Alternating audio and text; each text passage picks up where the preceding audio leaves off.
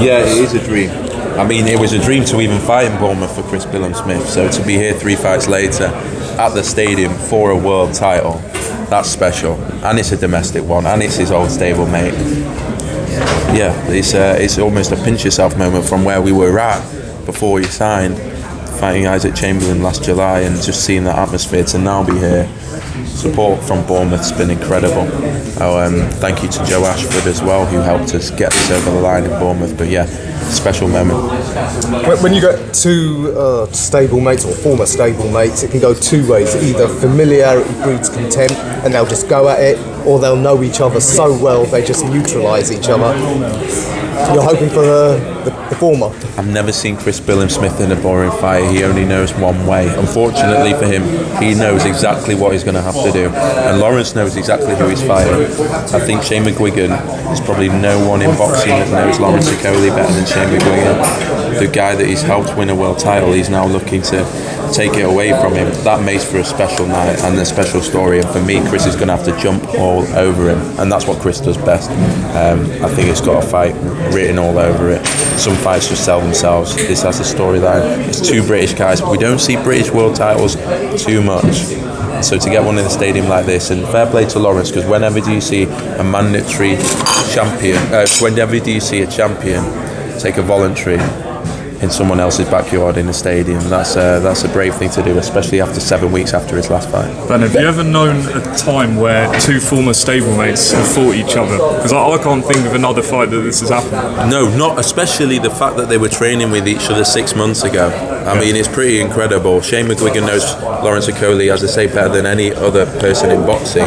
So brave for Lawrence to do that. Shane, it came from the Smith camp, the ones that wanted this fight. They wanted the world title opportunity, and they thought in the end the domestic one was going to sell the most, and they felt confident with it. But yeah, it is weird.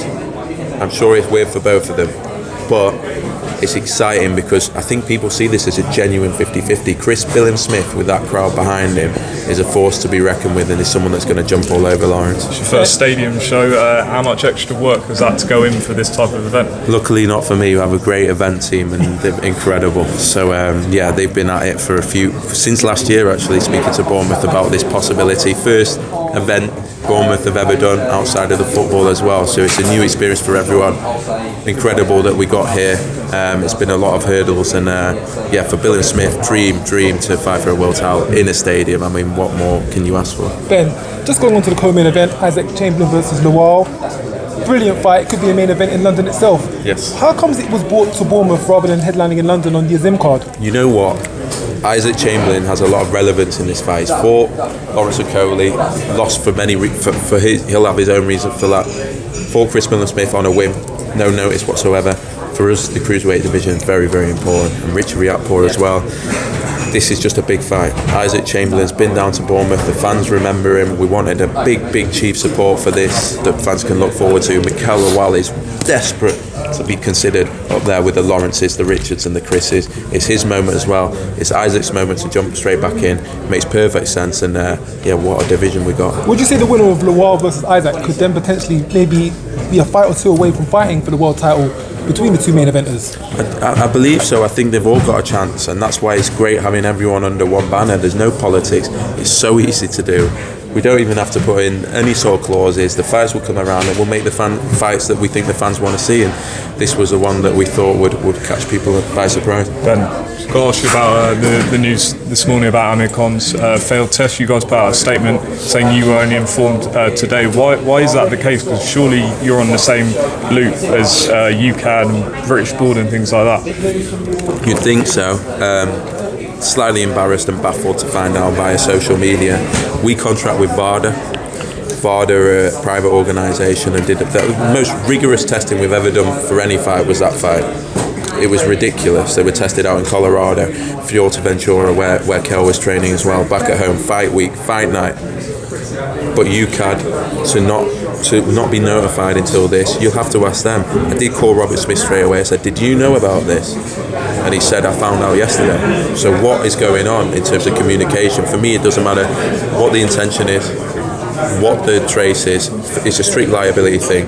Clearly not finding out shows the that sometimes it's just chaotic in what's going on. There has to be a uniform body, there has to be a world body. It's chaos. So as a promoter, to find out in this way, it is embarrassing. But as I say, people might not believe us. Well, go and ask UCAD, go and ask the board, because we had no idea until finding out on social media. So when you were talking about a potential rematch, and obviously Khan had failed the test, did he not even sort of enlighten you at all? Because there was talk about a rematch. And that's what's dangerous, I guess, because we were looking at another fight for Amir. But it's not for me. Who's to tell me? I'm bored. UCAD.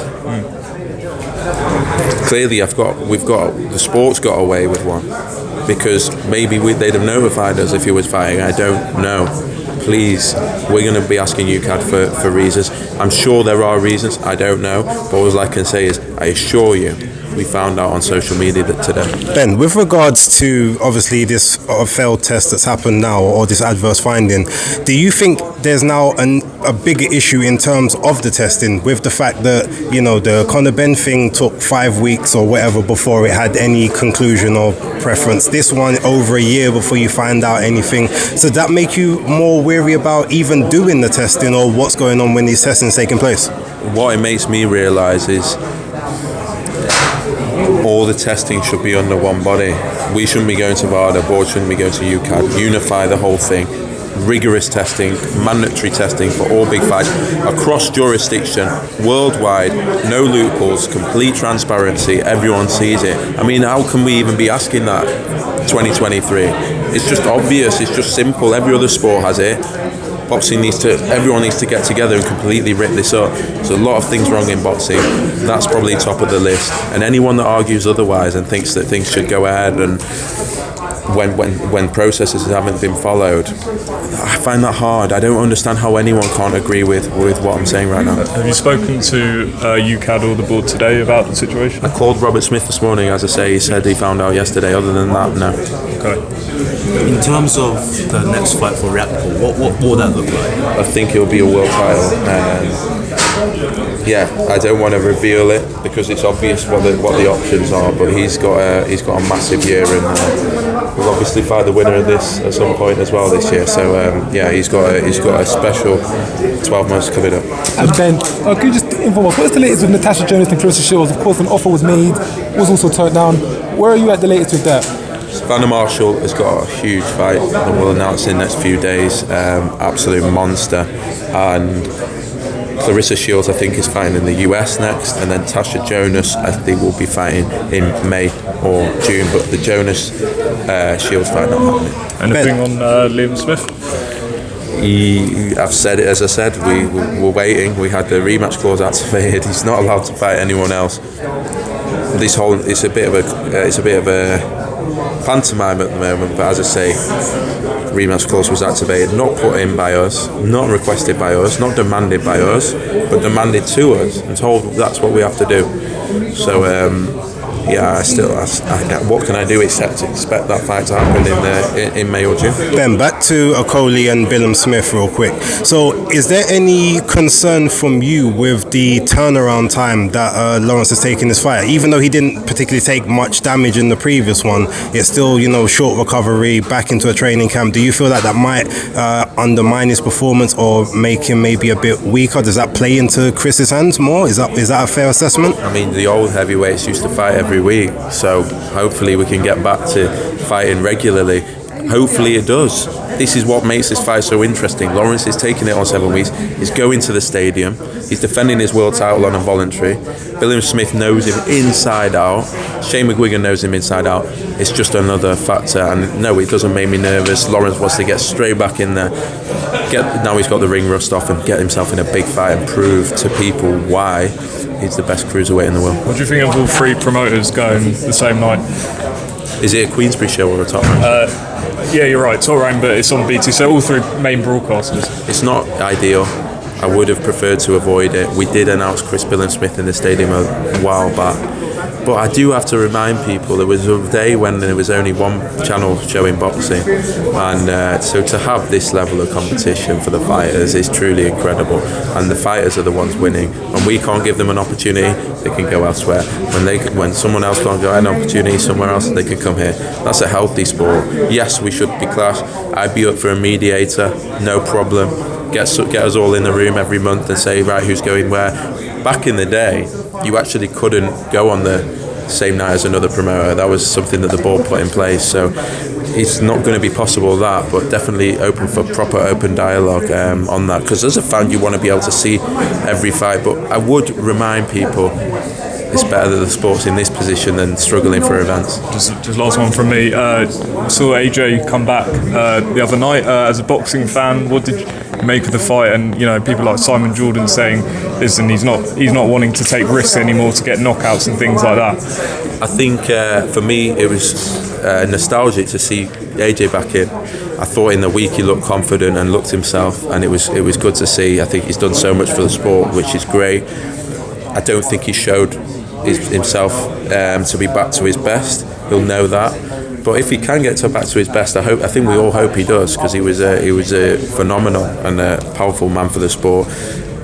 But yeah, it was obviously a disappointing performance, and but it's how he'll see it. But yeah, I'd love to see AJ back to his best. When the cut heals, when Fraser Clark's cut heals, what would you like next for him? Is the Fabio Wardy fight one that you'd like to make? Yeah, for me, if Fabio Wardy's got the British title in the next 1 or 2 fights, then that'll be the fight we want to make. He needs to fight for the British this year. Happy with his development, happy he's fighting regularly, not getting the rounds that we always want. So I hope he fights on May 6th. If not, he'll be fighting in June. And then, I'll be looking for that fight. Ben, of course, Jack Carroll has left boxing and gone over to Matchroom. A few words on that, why a deal couldn't be reached to keep him on with Boxer? Just because we've signed him for the Josh Taylor fight, if I'm honest. That was the fight that our broadcaster was interested in. We have to prioritise the fighters that our broadcaster is focused on. And when that fell through, it is... Jack and myself have a lot of respect for each other. I know him, and we were actually, before that happening, wanting him to go and fight for another promoter against Prograde. We need him to get the fights, and I cannot say enough. I'm absolutely delighted that someone's been able to give him an opportunity of activity, of good money and opportunities. Why would I begrudge that? Why would anyone try and cause anything? If we can't offer something, and we couldn't really, if I'm honest, other than Josh Taylor, there's only so many fighters that we can prioritise. The fighters that we are promoting are fighting 3, 4, 5 times a year.